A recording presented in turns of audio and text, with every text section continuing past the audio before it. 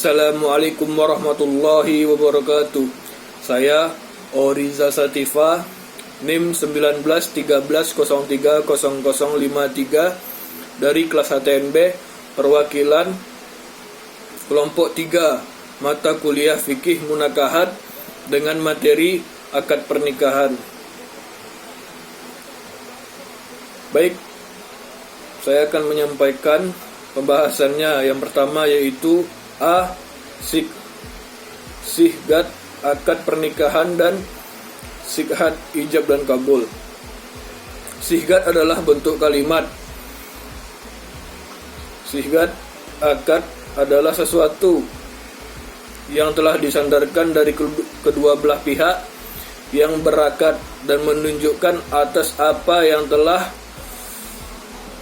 disandarkan dari kedua belah pihak yang berakad dan menunjukkan di hati keduanya tentang terjadi suatunya akad.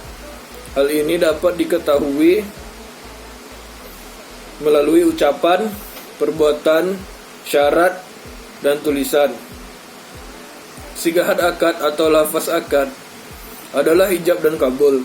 Keduanya menjadi rukun, bergantung kepada keduanya lah hakikat suatu dan wujudnya secara syara. Ijab merupakan pernyataan pertama yang dikemukakan oleh salah satu pihak yang mengandung keinginan secara pasti untuk mengikat diri. Sedangkan kabul adalah pernyataan pihak lain yang mengetahui dirinya menerima pernyataan ijab tersebut. Secara etimologi, akad atau al-aqdu yang berarti sebuah perikatan, perjanjian, dan pemufakatan atau al-ittifaq. Dikatakan ikatan karena memiliki maksud menghimpun atau mengumpulkan dua ujung tali dan mengikatkan salah satu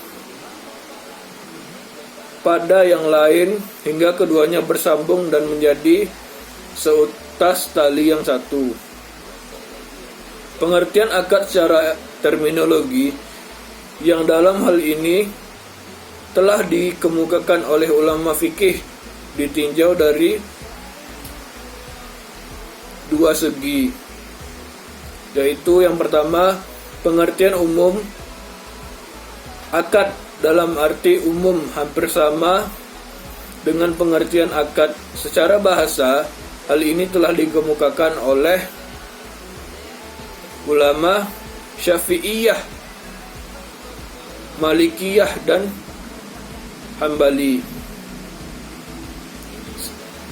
yaitu segala sesuatu yang telah dikerjakan oleh seseorang yang berdasarkan keinginannya sendiri, seperti wakaf, talak, pembebasan, atau sesuatu yang pembentukannya membutuhkan keinginan dua orang, seperti jual beli, perwakilan, dan gadai. Yang kedua yaitu pengertian khusus akad dalam arti khusus yang telah dikemukakan oleh ulama fikih, yaitu perikatan yang telah ditetapkan dengan ijab kabul berdasarkan ketentuan syarak yang berdampak pada objeknya. Akad nikah yaitu pernyataan sepakat dari kedua belah pihak calon suami dan pihak calon istri untuk mengikatkan diri mereka dalam ikatan perkawinan. Dengan pernyataan ini berarti antara kedua belah pihak telah rela dan sepakat untuk melangsungkan perkawinan serta bersedia mengikuti ketentuan-ketentuan agama yang berhubungan dengan aturan-aturan dalam rumah tangga. Selanjutnya, B. Syarat ijab dan kabul. Ijab merupakan pernyataan pertama yang telah dikemukakan oleh salah satu pihak yang mengandung keinginan secara pasti untuk mengikat diri. Sedangkan qabul adalah pernyataan pihak lain yang telah mengetahui dirinya telah menerima pernyataan ijab tersebut. Ijab dilakukan oleh kedua belah pihak wali, mempelai wanita atau wakilnya. Sedangkan qabul itu dilakukan oleh mempelai pria atau wakilnya. Qabul yang diucapkan hendaknya dinyatakan dengan kata-kata yang menunjukkan kerelaan dengan tegas. Akad nikah yang dinyatakan dengan pernyataan ijab kabul baru dianggap sah dan mempunyai akibat hukum pada suami istri apabila telah terpenuhi syarat-syarat sebagai berikut. Yang pertama, kedua belah pihak yang telah melakukan akad nikah, baik wali maupun calon mempelai pria atau yang mewakili dari salah satu atau keduanya, adalah orang yang sudah dewasa. Yang kedua, ijab dan qabul dapat dilaksanakan dalam satu majelis.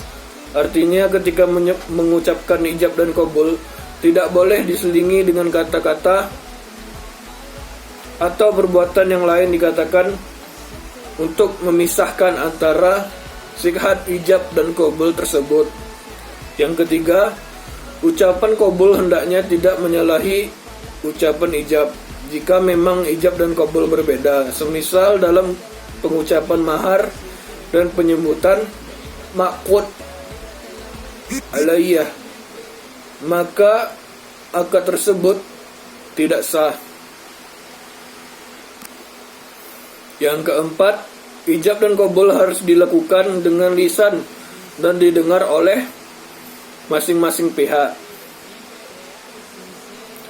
baik wali mempelai maupun saksi. Pernyataan kedua belah pihak harus disampaikan atau diucapkan dengan kalimat yang maksudnya menyatakan terjadinya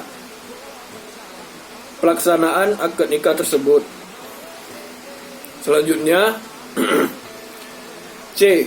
Proses pelaksanaan akad nikah. Pelaksanaan akad nikah diatur secara khusus dalam pasal 27, 28, dan 29. Pada pasal 27, komplikasi hukum Islam yang berbunyi ijab dan qabul antara wali dan calon mempelai pria harus jelas, beruntun, dan tidak berselang waktu. Pasal 28 berbunyi akad nikah dilaksanakan secara sendiri, secara pribadi oleh wali nikah yang bersangkutan. Wali nikah dapat mewakilkan kepada orang lain. Pasal 29 yang berbunyi yang berhak mengucapkan qabul ialah calon mempelai pria secara pribadi, dan dalam hal-hal tertentu ucapan qabul nikah dapat diwakilkan kepada pria lain dengan ketentuan calon mempelai pria memberi kuasa yang tegas secara tertulis bahwa penerimaan wakil akad nikah itu adalah mempelai pria. Dan juga di dalam hal calon mempelai wanita atau wali yang keberatan calon mempelai pria diwakili, maka akad nikah tidak boleh dilangsungkan. Baik, mungkin cukup sekian penyampaian materi dari saya sendiri, kelompok 3 mata kuliah fikih munakahat. Apabila ada salah dan kurang, saya mohon maaf. Saya akhiri dengan Assalamualaikum warahmatullahi wabarakatuh. Jangan lupa like, komen, dan subscribe. Siempre real y sincero, y sincera la música no se detiene. Siempre real y sincero.